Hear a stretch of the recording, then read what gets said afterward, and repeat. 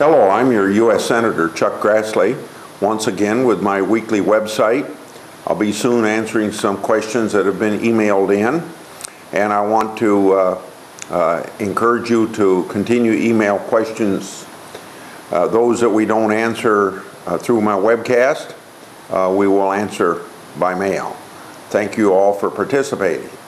Wanted to alert you to something that I started about 2 or 3 weeks ago, and that is once a week I'm doing a roughly 5-minute video that you can see on Facebook or YouTube, and it addresses a different issue each week. Sometimes it's an issue that I'm personally working on, like a bill I introduced, or maybe something that is I'm very involved in with one of the committees I sit on, or it may be something on the floor of the United States.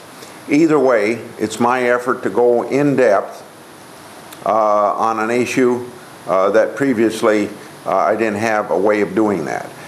You can get this information on my website, YouTube, or Facebook, and I want you to take advantage of getting an in-depth view that I have on an issue that maybe doesn't come up regularly. This week, the United States Senate is going to be finishing up the consumer bill that gets at the problem of credit cards and their sponsoring organizations increasing interest rates and changing other rules of the game on just sheer whim. We're going to put in much earlier than would have normally taken place some regulations that the Federal Reserve were going to put in place during the middle of 2010.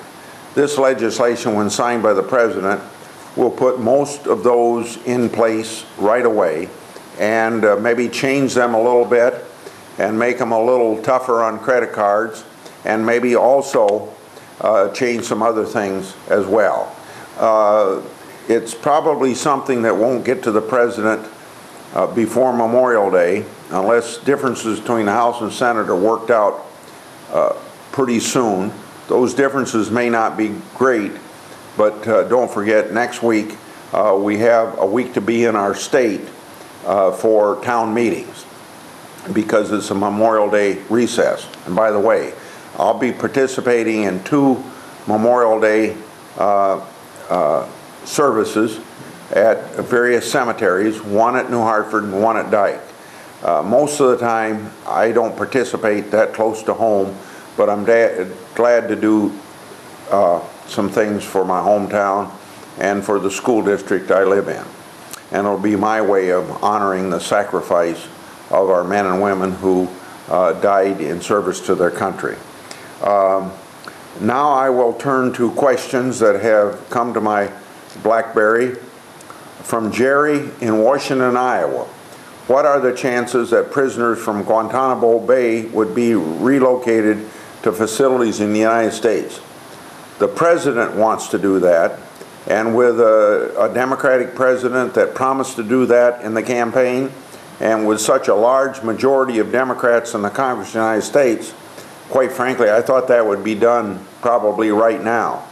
But there tends to be a revolt in his own political party, and the most recent example of that was the appropriations bill that will be before the Congress yet this week, called a supplemental appropriation bill, mostly for the military in Afghanistan and Iraq.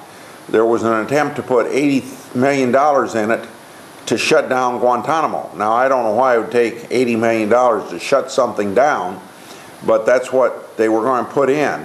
And I suppose the $80 million would have been for relocation of those prisoners.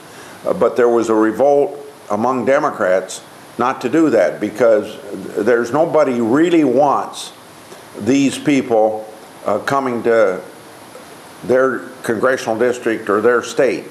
For instance, right here, there's an election for governor this odd-numbered year in Virginia.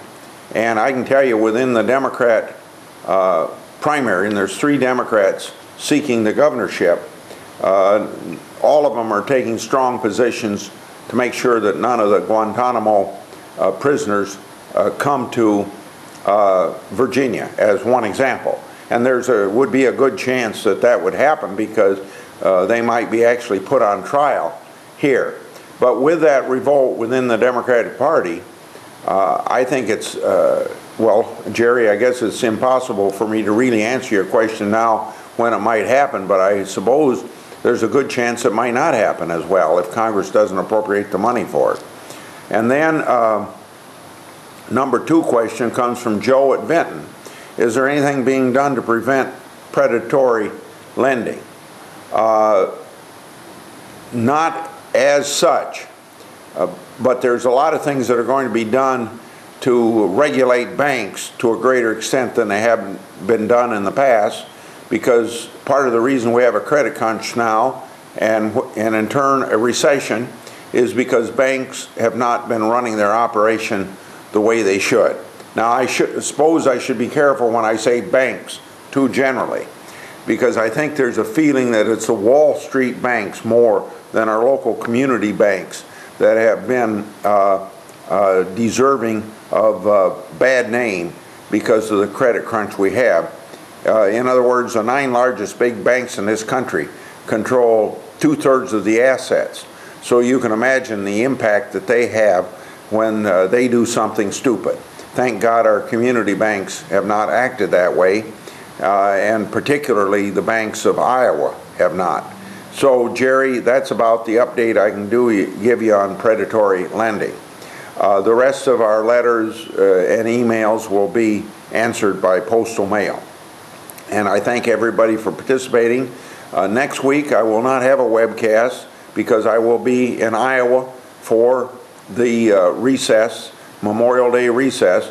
Be back with you the first week in June, and then we will be in session for 5 weeks until the 4th of July break. Thank you all very much for participating.